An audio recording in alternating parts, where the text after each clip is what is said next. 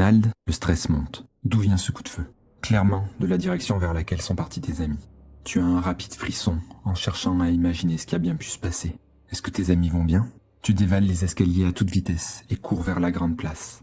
Tu cours de toutes tes forces. Le temps paraît comme s'allonger et tu commences à entendre des sifflets et des cris. Tu manques de tomber plusieurs fois à cause de tes enjambées, et lorsque tu passes l'angle menant à la place Kepler, devant toi au loin, un attroupement de ce qui te semble être des policiers. Et un peu avant, tu repères un corps. C'est celui de Martha. Tu te rues vers elle à toute allure. Martha, tu m'entends? Ça va, mais... Putain, qu'est-ce que j'ai mal. Qu'est-ce qui t'est arrivé? C'est le mec qu'on poursuivait, j'ai pris un coup et Jules, ça va lui? Tu le vois? Ah, mais il y a la police qui est là. Merde, je pense qu'il a tiré sur le mec. Aide-moi à me relever, il faut... Ça va attirer du monde, il faut... Je sais pas, il faut qu'on bouge. Très bien, allez, viens. Tu aides Martha à se relever, mais tu marques un léger temps d'arrêt. Elle a le visage en sang. Et puis tu entends au loin Jules crier sur les policiers. Tu le vois se faire pousser en direction d'un petit véhicule. Notre agent apporte une civière en direction d'un corps immobile au sol. C'est alors que vous êtes coupé par un homme assez jeune. Il semble être policier. Excusez-moi, vous allez bien?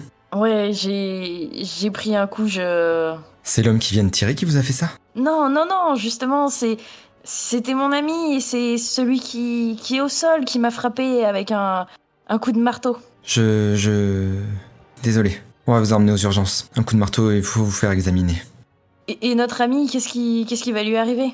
Il va être emmené au poste, on a des questions à lui poser.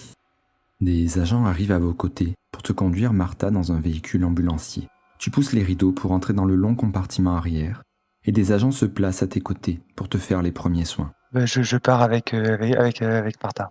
Reynald, tu montes aussi à l'arrière et le véhicule démarre. Ton regard est fixé vers cette place, maintenant tachée de sang. Le corps de l'homme que vous poursuiviez est en train de se faire déplacer dans un autre véhicule. Jules, quant à toi, te voilà assis dans une voiture de police. Ton arrestation fut assez mouvementée. D'abord plaqué au sol, insulté et frappé, on a fini par te mettre les menottes. Au bout de 10 minutes dans le silence le plus total à parcourir les rues de Strasbourg, tu arrives au commissariat. D'abord dans la salle d'attente, à rester là plus d'1 heure, pour qu'ensuite on t'emmène dans la pièce des interrogatoires. Au début tout seul, la porte s'ouvre après 10 minutes. Derrière, un homme un peu plus vieux que toi. En costume, il pose son chapeau sur la table. Tu reconnais l'inspecteur Charles Lévy. Il a le visage contrarié, et sans doute à cause du stress, il passe souvent ses doigts dans sa classique moustache en horloge. Jules? Charles, ça faisait longtemps. Cela fait longtemps en effet. Et tu me vois pas ravi de nous revoir dans cette situation. Tu te mets à tirer dans la rue maintenant. Vos méthodes de détective privé sont un peu rustres, tu ne trouves pas?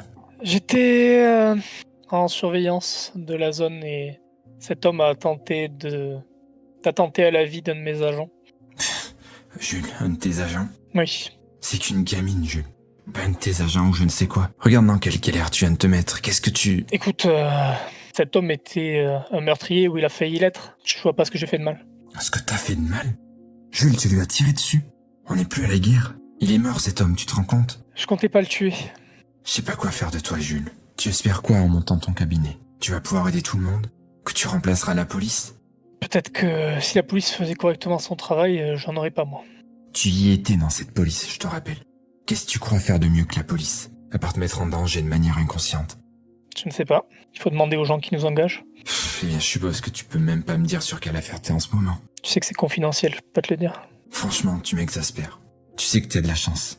Des témoins vous ont vu, à la sortie des bars. Et en effet, les rapports confirment ce fameux coup de marteau. Je comprends ta panique, mais de là à le tuer... Je t'ai dit, j'ai pas fait exprès de le tuer. Je voulais simplement le neutraliser. Il était dangereux. Tu te rends compte de ce que tu deviens? Il y aura un moment où tu franchiras la ligne. Et je pourrai plus rien faire pour toi, Jules. Écoute, c'était un accident, ça arrive. Ça vous arrive à vous aussi. J'ai pas voulu le tuer. Mais il a été dangereux et il a frappé et tenté d'assassiner un de mes agents. Qu'est-ce que tu voulais que je fasse? Tu vas pouvoir sortir. Grâce aux témoignages qu'on a reçus, c'est considéré comme de la légitime défense. Mais on garde encore ton arme pour quelques analyses par contre. Si tu me laisses pas le choix.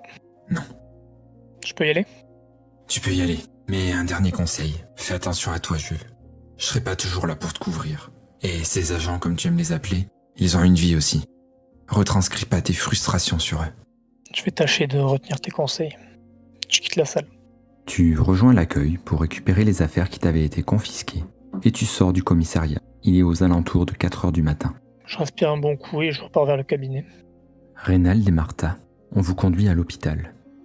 Martha, tu passes quelques examens, mais au final on te dit simplement que cela te laissera une trace. Tu as eu énormément de chance qu'il n'ait pas frappé avec l'embout. Les conséquences auraient pu être bien pires. Au final, tu sors juste avec une boîte de médicaments. Les rues sont vraiment calmes. Pas un bruit ne vient briser le silence qui s'est installé entre vous.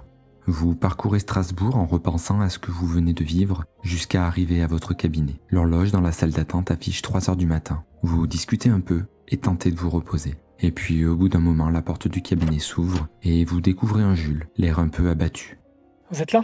Pas trop de difficultés à... Ça va, ils m'ont juste pris mon arme. T'en as pas une autre? Si, mais je vais peut-être essayer d'éviter de faire du grabuge dans les jours qui viennent. Ça va toi? Ça va. Je t'ai pas vu depuis le coup de marteau. Et quel sacré coup de marteau, hein. Mais ça va. Plus de peur que de mal. Reynald était là pour m'accompagner à l'hôpital, donc tout s'est bien passé. Super. Toi Reynald, c'est pareil, oui, tout va bien? Tout va bien. Moi, je suis arrivé un peu après, parce que, comme je le disais à Martha, je suis allé faire un petit tour au 41 pour aller voir ce que c'est cette personne dans ce bâtiment. Et, j'ai trouvé des outils. Et donc, j'imagine la fameuse scie qu'on entendait. Et la charpente était abîmée et pouvait s'écrouler à tout moment. Voilà, j'ai essayé de chercher le sigle que l'on avait vu sur certaines pierres. Introuvable. Mais j'ai trouvé plusieurs pierres qui semblaient creuses, quoi. Rien que dans le 41, il y en avait plusieurs de pierres? Oui, plusieurs. Et par hasard, dans la course-poursuite, j'ai perdu le sac qui contenait la westphalite. Tu ne l'aurais pas trouvé par hasard? Ah non. Aïe. Quand vous êtes parti, il y avait du monde là-bas ou tout le monde est parti? Du monde. Jules, t'as tiré un coup de feu en pleine rue dans le soir? Oui, je veux dire du monde. Des policiers peut-être qui sont restés en faction par là-bas, j'en sais rien. Non? Vous avez rien vu? On n'a pas fait attention, on a été vite embarqués, nous, pour aller en direction de l'hôpital. C'est possible qu'il y ait de la surveillance. Faudrait peut-être sinon réussir à contacter Monsieur Bonjean. Ouais, mais avant l'ouverture du chantier. Ça me paraît compliqué. Au pire, on va là-bas, on récupère la westphalite et on plante un message sur la porte de la maison. Ouais, carrément, ouais. À la porte du 41. Facture fragile. Bon, oui, on peut aussi faire ça en séparé. J'attends devant la mairie, par exemple, que ça s'ouvre, et puis pour venir Monsieur Bonjean dès son arrivée, ou son acolyte Philippe Blatt. Jules et Martha, vous partez chercher les explosifs dans la rue du 22 novembre, laissant Reynald se reposer un peu avant l'ouverture de la mairie. La rue est comme lorsque vous l'avez quittée, déserte.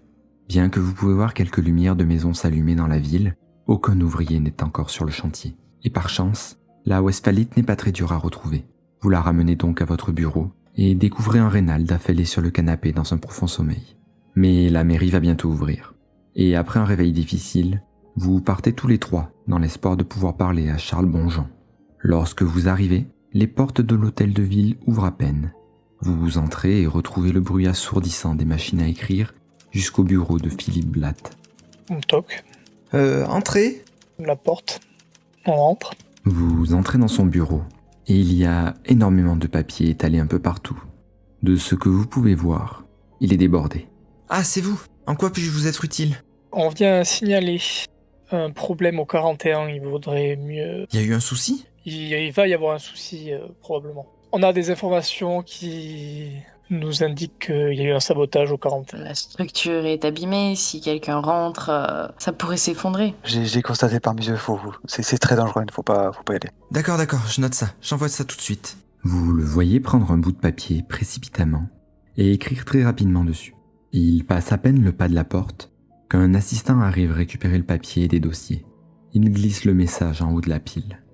Merci pour l'information, ça va nous éviter d'autres problèmes. Vous désirez autre chose? Il y a une autre information qu'on aurait bien aimé avoir. Où vous fournissez en pierre exactement pour le chantier? Oui, c'est un tailleur de pierre en dehors de la ville chez qui nous passons commande. J'aurai pas son nom là comme ça, mais je peux fouiller dans mes papiers et faire comme la dernière fois si ça vous va. Oui, très bien. Autrement, j'aimerais savoir un petit peu plus sur la hiérarchie sur le chantier. Qui s'occupe de quoi exactement, actuellement? Eh bien, en premier lieu, il y a Charles Bonjean, qui gère la globalité des tâches, et il les distribue aux différents architectes des chantiers qui, à leur tour, gèrent leurs ouvriers. On a une liste qui répertorie un peu tous les projets et architectes présents. Je veux bien la liste des architectes. Eh bien, je vous en ferai une copie et je vous la transmettrai avec le nom du tailleur de pierre. Et combien il y a d'architectes? En tout, avec ceux qui ont quitté le chantier... Non, actuellement, je veux dire. Ah, actuellement 3, 4, il y en a 4. Très bien. Et je vous remercie. Mais du coup... Ben parfait alors. Mais par contre, je vais devoir vous laisser. J'ai pas mal de travail qui m'attend et avec ces documents, faut que je fasse une livraison un peu express. Et après, il faut que je fasse les résumés des courriers à Monsieur Bonjean. Il est là de quelle heure à quelle heure? Juste, histoire de... Eh bien, c'est un homme assez occupé, il a pas de planning fixe. Ce matin, il sera pas là, par exemple. D'accord. Je vous remercie. On vous embête pas plus longtemps, alors. Eh bien, merci à vous pour ce que vous faites. N'hésitez pas à revenir s'il y a quoi que ce soit. Au revoir. Philippe Blatt vous raccompagne à la sortie de son bureau, les bras encombrés de documents. Il entame alors la distribution de ses feuilles de papier entre les rangées des machines à écrire. Quant à vous, vous sortez du bâtiment pour vous poser en bas des marches de l'entrée. La place grouille de monde qui part travailler. Il est vers les 8h30. Bon, peut-être qu'il vaut mieux qu'on aille dormir, simplement un petit peu se reposer et attendre qu'on reçoive les papiers de la part de Monsieur Blatt. C'est peut-être le plus simple. Sinon, on va être au radar. De toute façon, il faut bien qu'on dorme un moment. Ça commence à être difficile. J'ai cours cet après-midi. Je ne peux pas plus que ça les sécher. J'en ai beaucoup séché, Jules, pour les affaires déjà. Je ne vais pas avoir mon semestre si ça continue. Je comprends bien, je comprends bien. De toute façon, avant qu'on ait les listes et les noms, on va peut-être ralentir un peu, donc il n'y a pas de souci. Je vais rentrer me reposer et peut-être que je passerai faire un petit tour à la bibliothèque pour voir si, je sais pas, dans les bouquins, on peut pas retrouver le symbole qu'on a trouvé sur les pierres. Est-ce que ça a quelque chose d'historique? Je ne sais pas, quelque chose comme ça, et on peut se retrouver au cabinet en fin d'après-midi, début de soirée. Vous décidez d'aller vous reposer. Jules, tu rentres au cabinet pour faire une sieste sur le canapé. Même si tu arrives un peu à dormir, tu es très perturbé. Tu repenses à cette nuit dans la rue, les bombes trouvées sous les débris et ce coup de marteau que Martha a pris dans la tempe.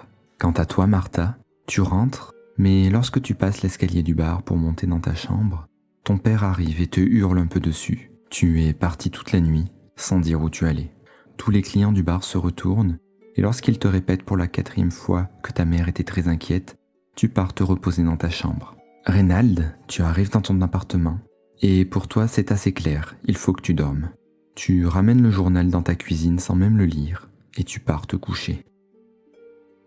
On revient sur Elisabeth au petit matin. Tu te lèves difficilement et prends ton petit déjeuner. Tu n'as pas pu partir hier soir en expédition dans la rue du 22 novembre à cause de gros maux de tête. Tu regroupes quelques notes et tu pars en direction de ton bureau. Les rues sont un peu agitées. Quelques passants parlent d'un coup de feu qui a retenti dans la nuit, et cela les inquiète un peu. Lorsque tu arrives à ton cabinet, il y a déjà 3 personnes qui attendent. Des ouvriers du chantier qui se plaignent de maux de tête. Tu les fais rentrer et tu les examines en leur posant les questions usuelles, mais aucun signe de maladie. Tu en profites parfois pour poser quelques questions liées à l'enquête, et on te reparle des différents sabotages qui ont eu lieu. Ce qui te vient en tête, c'est de dessiner le signe que tu as vu chez le gardien de nuit, pour demander à tes patients s'ils le reconnaissent. Mais cela ne dit rien aux ouvriers. Tu apprends que ces hommes ont comme des sortes de visions. L'un d'entre eux prétend avoir vu 2 soleils dans le ciel, un autre une silhouette, à l'aspect monstrueux, avec de longues ailes. Lorsque tu raccompagnes les ouvriers dans la salle d'attente après leur avoir prescrit quelques médicaments pour les maux de tête, tu te rends compte que ta salle se remplit de plus en plus. Plusieurs ouvriers viennent pour les mêmes raisons, des maux de tête et des moments d'absence. La matinée est longue, et après la pause midi, il y a un peu moins de patients. Mais le dernier sort de l'ordinaire. Un homme assez grand, bien habillé, une grosse tache de vin qui prend le tour de l'oreille jusqu'à la moitié de sa joue. Il ne s'assoit pas comme tout le monde, mais parle en faisant le tour des lieux. Ah bonjour, enchanté. J'ai quelques maux de tête en ce moment et on m'a dit que vous étiez basé avec vos collègues dans le chantier. On parle de vous comme d'un bon médecin. Oui, je suis passée, mais j'ai pourtant une bonne mémoire visuelle. Je ne me semble pas vous avoir vu. Hein. Vous étiez à quel endroit? Oh, je suis plutôt discret. Je me déplace beaucoup. Ah mais en ce moment, j'ai vraiment mal à la tête. Oh, ils ont de magnifiques ces petits vases sur votre étagère. Vous les collectionnez? Oui, j'aime. Enfin, c'est mon côté curieux qui aime m'informer. Enfin, voilà. Et ça me déconcentre un peu parce que je pense que ça m'agace. Hein. C'est à moi, quoi. Même si je les montre aux autres, c'est à moi. Ah, intéressant. Eh ben, il faut croire. Hein. Vous êtes le médecin du chantier? Non, je suis pas officiellement rattachée au chantier, mais c'est vrai qu'au vu de la proximité de mon cabinet, j'ai aussi vu peut-être de vos collègues, je ne sais pas si vous les connaissez, mais vu que il y avait eu un incident et d'autres de vos collègues étaient venus me voir directement. Alors après, malheureusement, j'avais pas pu faire plus que ça, vu que ça nécessitait vraiment plus de chirurgie, donc hors de mes compétences. Mais après, voilà, je reste disponible, que ce soit pour parler ou même s'il y a besoin.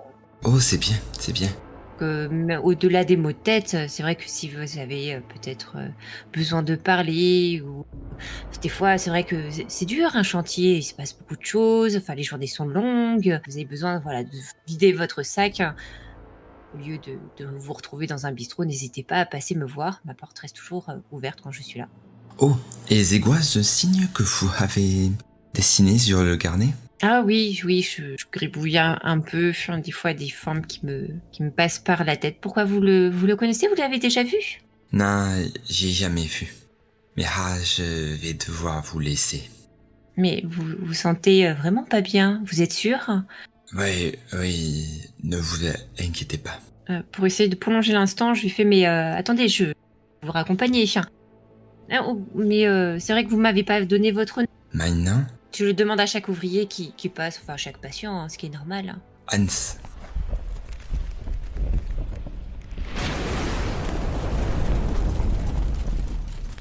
Je ne sais pas ce qui vient de se passer, mais je vais devoir aller voir si tout le monde va bien. En tout cas, ravi de vous avoir rencontré. Et ben, de même, j'espère que nos chemins se recroiseront. Oh, très certainement. Tu perds de vue l'homme devant toi, qui part en direction du chantier, quand les sirènes se mettent à retentir un peu partout dans la ville. Jules, cela te réveille en sursaut.